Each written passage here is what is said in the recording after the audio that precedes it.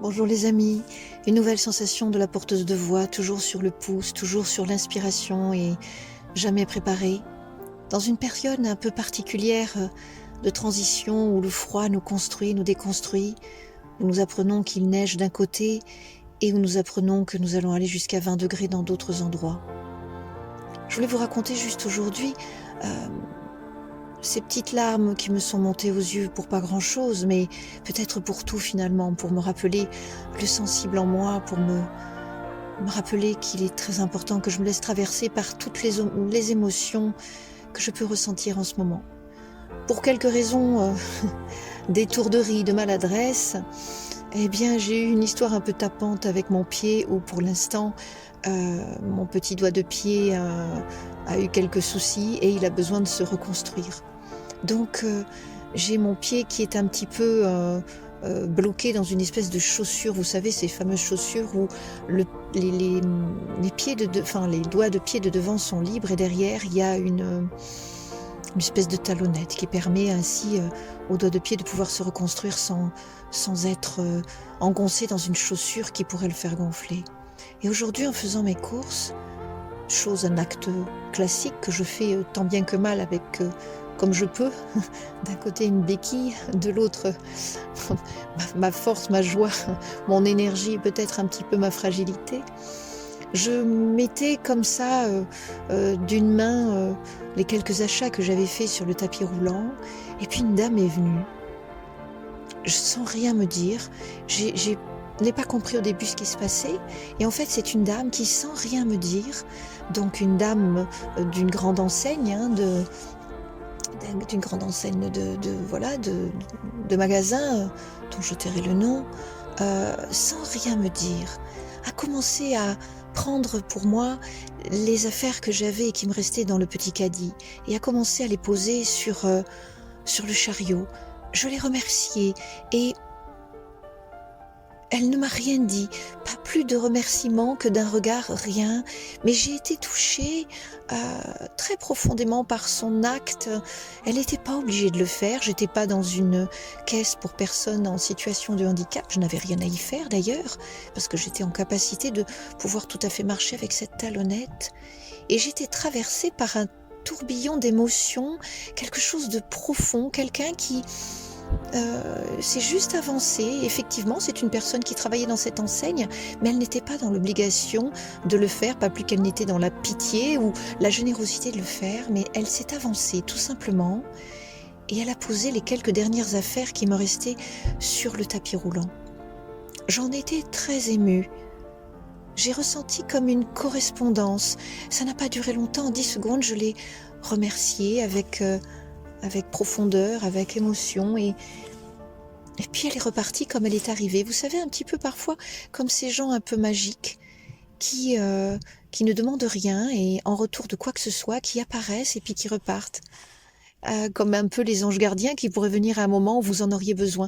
Je ne sais pas si j'en avais besoin à ce moment-là, mais ce que je sais, c'est que je n'avais pas toutes mes potentialités pour aller au rythme où je souhaitais aller et peut-être laisser un peu plus de vitesse pour les gens après moi, mais en tous les cas, elle a eu ce geste qui m'a beaucoup touchée, ce geste silencieux de la personne qui passe, qui vous aide. Il n'y a pas eu de regard, ce n'était pas grave, mais il y avait cette présence qui avait quand même aperçu que j'avais quelques difficultés pour marcher et qui s'est mise à ma disposition. Et ça, j'ai compris, j'ai senti que ce n'était pas un geste commercial de quelqu'un qui se devait le faire parce qu'elle était dans une grande enseigne. C'était un geste gratuit et libre. Alors vous allez me dire, ça se fait tous les jours, oui, mais pourquoi en ce moment particulièrement ? Eh bien parce que je n'ai pas l'habitude de demander de l'aide. Je suis quelqu'un qui essaye souvent de me débrouiller toute seule physiquement et bien m'en pris ce jour-là. De vouloir être toute seule, j'aurais pu y arriver à mon rythme, mais cette personne est arrivée comme une petite étoile filante, très, très lumineuse, très présente et à la fois très effacée, très discrète, puisque ça a duré 10 secondes, et puis elle est repartie de la même manière qu'elle est arrivée, sans automatiquement lever le regard, mais elle sentait qu'il y avait un obstacle sur ma route, voire même un obstacle sur sa route. Et cet obstacle-là, elle s'est bien rendue compte que c'était peut-être un humain qui aurait eu besoin d'aide. Voilà, j'ai juste voulu vous partager ça parce que le fait d'avoir ce petit doigt de pied immobilisé, c'est pas grand-chose, mais m'a fait prendre conscience que d'abord, nos pieds sont très importants et qu'il faudrait que je passe un petit peu plus de temps à y faire attention. Et deux, que ce petit doigt de pied qui m'oblige à m'immobiliser le pied entier m'a fait finalement peut-être quelque part demander de l'aide sans le vouloir, inconsciemment, comme une espèce de mouvement naturel d'un être vivant à un autre être vivant. Vous allez me dire, j'en fais des emphases, j'en fais du poème pour ça, mais non, parce que tout simplement, c'est parfois dans les petites choses les plus délicates. J'ai pas la jambe cassée, donc je nécessitais pas une prise en charge, voire même une intervention humaine. Mais c'est dans ce petit choc du pied qui m'a fait rendre compte que, voilà, cette personne est venue à moi alors que peut-être je n'en avais pas besoin. Et c'est ça qui m'a émue au plus profond de moi, parce que moi je pensais que j'en ai pas besoin, mais pour elle, elle a senti que peut-être j'en aurais besoin. Que peut-être juste sa présence pouvait m'aider là où je semblais avoir de la facilité à quand même pouvoir bouger, ce qui est le cas. Donc je me suis laissée traverser par ça et puis je me suis demandé pourquoi ça m'a autant émue. Eh bien ça m'a autant émue parce que c'est le même geste que moi je souhaite avoir avec les autres. Une présence bienveillante et en même temps silencieuse. Quelque chose où la personne qui est en face de moi ne doit pas se sentir obligée de me dire s'il vous plaît ou de me dire merci. J'ai regardé, je crois dans un film il n'y a pas longtemps, je ne sais plus où, ça m'a vraiment émue dans quelque chose d'humoristique. Je crois que c'était dans Desperate Housewives, pour vous dire, sympathique feuilleton américain. Il y a un des protagonistes qui a un accident, je crois, et il se retrouve dans un fauteuil roulant. Et donc Brie doit, Van de Kamp, vous savez, celle qui est extrêmement parfaite. Je ne dis pas que je me fais penser à Brie, pas du tout, mais il y a parfois chez moi une recherche de perfection, de cadre dans lequel il faut rester à l'intérieur. Bien que je ne sois pas aussi bien coiffée que Brie, cet homme, à chaque fois que Brie l'aide, il y a des fois il dit plus s'il te plaît, il dit plus merci. Et Brie Van de Kamp est vraiment à son service, mais vraiment à son service. Et cet homme-là se retrouve tétraplégique ou paraplégique dans son fauteuil, donc il n'y a que les bras qui fonctionnent. Et à un moment, elle lui dit « mais j'aimerais bien que tu me dises merci s'il te plaît ». Et à un moment, cet homme se lève vers lui, lève son regard vers elle et lui dit « mais je n'arrête pas de te demander s'il te plaît, de dire merci et j'en ai assez ». Parce qu'en fait, avant, juste pour faire un simple thé, il suffisait que je me lève de mon fauteuil et que je pouvais le faire. Donc j'étais tout à fait autonome. Et à chaque fois qu'il demande, à chaque fois qu'il doit dire s'il te plaît ou merci à Brie Van de Kamp, il lui dit mais ça me rappelle toujours que j'en suis dans une situation de dépendance. Ce merci et ce s'il te plaît semble être la clé ultime pour accéder à juste une tasse de thé ou juste à ce qu'on me passe le sel, alors qu'avant c'était un geste en pleine autonomie. Et là, Brie Van de Kamp est restée interloquée. Je suis restée moi aussi interloquée avec elle, parce que ça m'a fait prendre conscience qu'effectivement, à chaque fois que quelqu'un doit dire merci s'il te plaît, et qui se trouve dans une situation de handicap, ça le met en fait dans une situation de dépendance. C'est merci constant, c'est s'il te plaît, c'est s'il vous plaît constant, mais un espèce de cercle, pour moi, vicieux, pas méchant, mais dans un cercle de si je te dis pas s'il te plaît, si je te dis pas merci, eh ben je vais pas obtenir la simple chose qui pourrait remplir mes besoins primaires, qui sont peut-être juste boire un verre d'eau ou une tasse de thé. J'ai trouvé cette scène très émouvante, parce que je peux comprendre une personne comme Brie, qui est une accompagnante, une père aidante ou un père aidant, et que ça demande aussi beaucoup d'énergie, beaucoup d'investissement de soi, voire même parfois je pourrais dire, se mettre de côté quand on aide quelqu'un 24 heures sur 24, c'est épuisant. Et en même temps, je peux comprendre la personne en face qui est en situation de handicap et qui doit tout le temps dire merci, s'il te plaît, merci, s'il te plaît, pour accéder à quelque chose de très simple auquel peut-être il pouvait accéder avant. Donc vous voyez, je suis émue en ce moment par des choses qui me traversent dans un film, Desperate, ou bien sur un tapis roulant de grands magasins, et je me dis, mais pourquoi je suis émue par ces choses-là? Eh bien, en fait, parce que je passe un peu plus de temps maintenant à observer ce que je ressens à l'intérieur de moi, un petit peu plus à observer ce que les autres me disent. J'écoute ce qu'ils me disent, mais en même temps, j'essaye de ressentir ce qu'ils ressentent derrière ce qu'ils disent.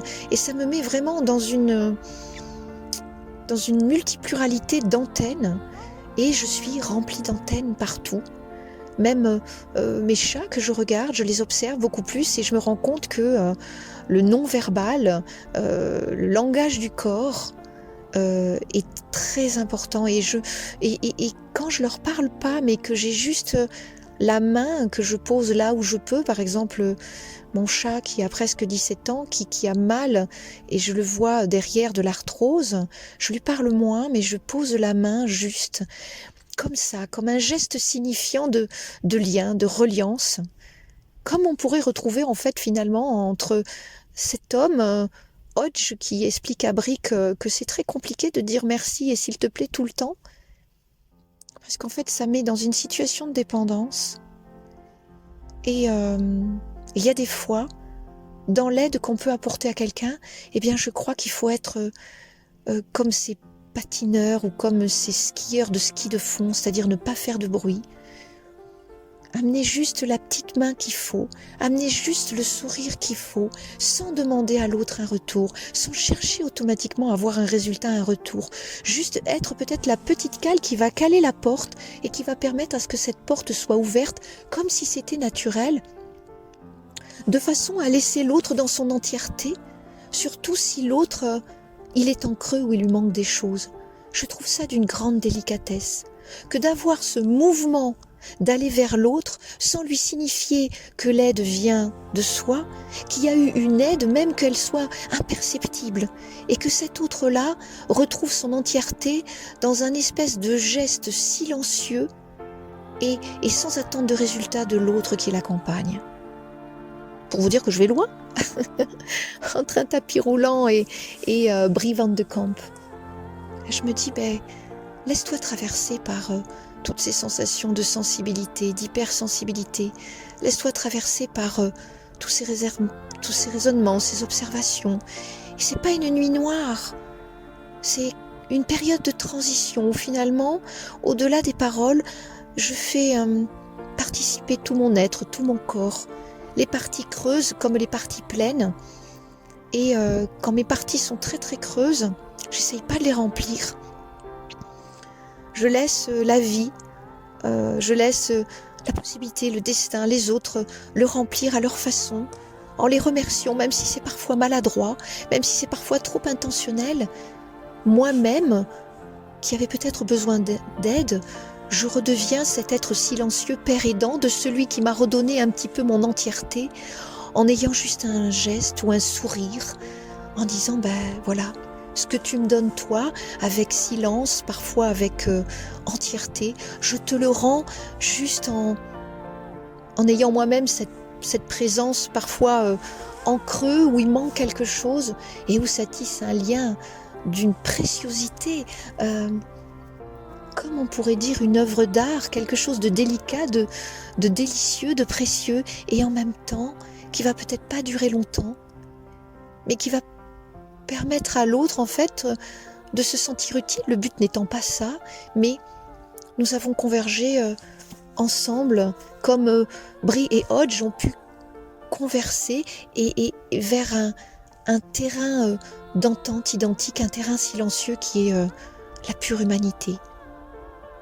Voilà, je ne sais pas si ça vous parlera tout ça, mais ce sont des moments comme ça délicats où on peut avoir un petit coup, hein, c'est pas grand-chose, mais on n'a pas besoin d'être bouleversé par un changement, par quelque chose de tranchant, mais où parfois on peut être touché juste par quelque chose de particulier dans son corps, dans son cœur, qui nous met dans une place, dans une sensibilité, ou peut-être c'est à ce moment-là qu'on peut comprendre comment l'autre qui a plus de creux que nous, plus de handicap que nous, peut se retrouver quand il y a des demandes particulières et c'est compliqué avec une espèce de dépendance physique.